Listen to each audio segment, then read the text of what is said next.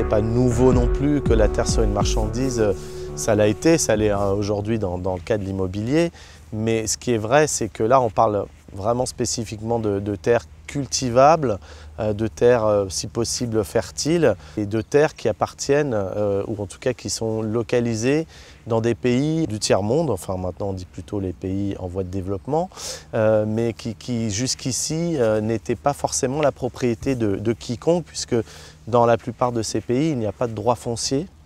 Il y a un droit coutumier, donc juste le droit des ancêtres, le droit d'être là, le fait qu'on dispose de ces terres de génération en génération. Et aujourd'hui, effectivement, là, on peut dire que la terre devient une marchandise dans ces pays-là, parce que jusqu'à maintenant, elle n'avait pas de valeur marchande puisqu'elle était transmise de génération en génération. Et que donc, elle échappait aux transactions et à l'achat et à la convoitise aussi des investisseurs étrangers.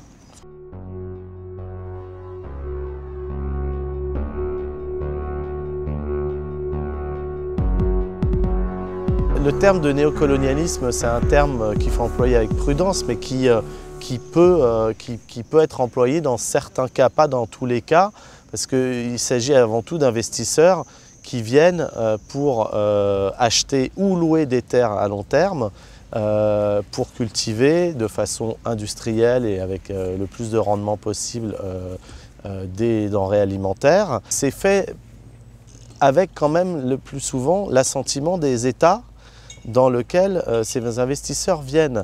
Donc parler de colonialisme ou de néocolonialisme, ce n'est pas toujours approprié.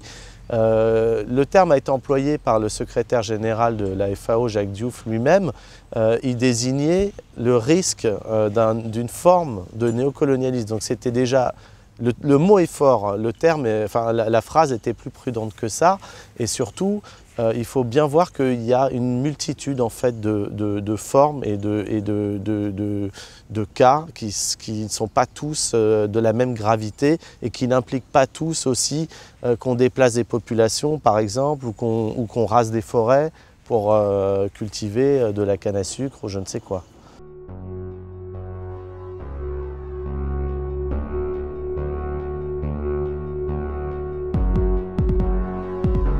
Ça touche l'Europe de l'Est. Pourquoi? Parce que dans l'Europe de l'Est, il y a encore une forte étatisation des terres, héritées des anciens régimes soviétiques, communistes, etc. Et donc il y a des pratiques et il y a encore des grandes propriétés terriennes qui sont aux mains des États.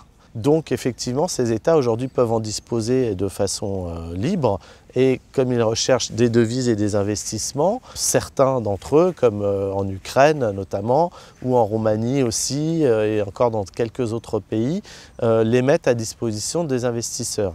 Après, il faut bien voir qu'il s'agit la plupart du temps pas d'achat, mais de location, de baux à longue durée. Donc c'est aussi quelque chose qu'il faut prendre en compte. Ils restent propriétaires de ces terres, et ce qui, quelque part, peut être une note positive, parce qu'en cas d'un changement de gouvernement, ce bail peut être remis en cause. En cas de dérapage de l'investisseur, le bail peut également probablement être remis en cause. Donc il y a quand même des contrôles dans les pays d'Europe de l'Est, qui est, disons, dans des États un peu plus faibles ou un peu moins dans le contrôle, ou qui n'ont pas le contrôle direct des terres, il y a plus d'abus potentiels possibles.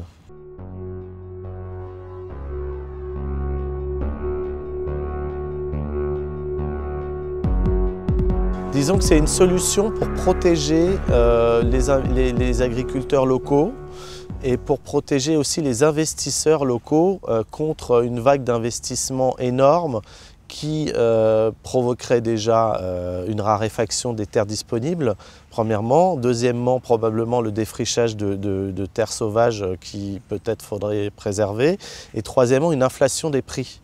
Comme je le montre dans mon film, dans le cas de l'Uruguay, les prix flambent parce qu'il y a une vague d'investissement énorme. L'Uruguay est juste à côté de l'Argentine, je le rappelle.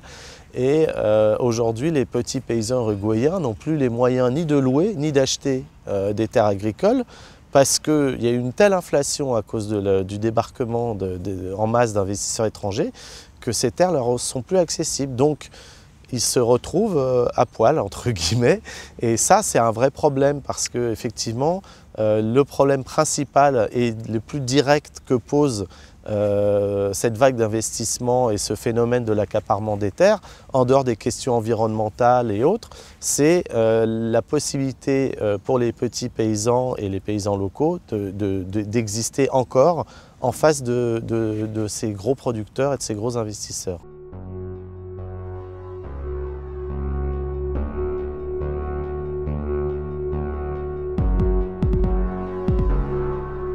Plutôt que les investisseurs investissent directement pour mener des projets d'agriculture intensive et extensive sur des énormes surfaces, qu'ils travaillent en partenariat avec les investisseurs locaux et éventuellement aussi les agriculteurs locaux pour développer par exemple ce qu'on appelle le contract farming, c'est-à-dire leur fournir semences, machinerie, pour qu'ils puissent cultiver sur leur terre de façon efficace avec des rendements corrects, et ensuite revendre de façon privilégiée à ces investisseurs, ce qui permet aux investisseurs de quand même pouvoir produire à l'extérieur et aux agriculteurs de rester en place et de bénéficier du soutien d'investisseurs pour les aider à mettre en valeur leur terre et à la cultiver plus efficacement.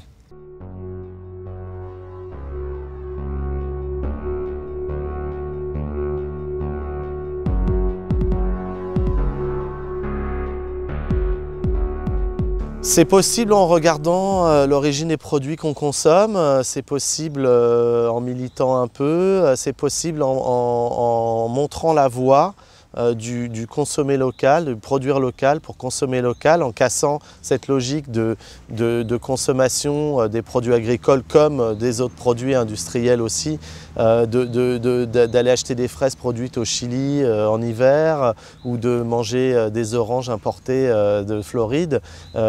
Si on se met à manger des produits de saison et qui sont produits chez nous ou on va dire sur notre continent pour limiter l'empreinte carbone aussi et favoriser les agriculteurs européens dans notre cas, c'est possible, je pense. Et ça montre la voie aussi aux autres pays et aux autres systèmes de gouvernement.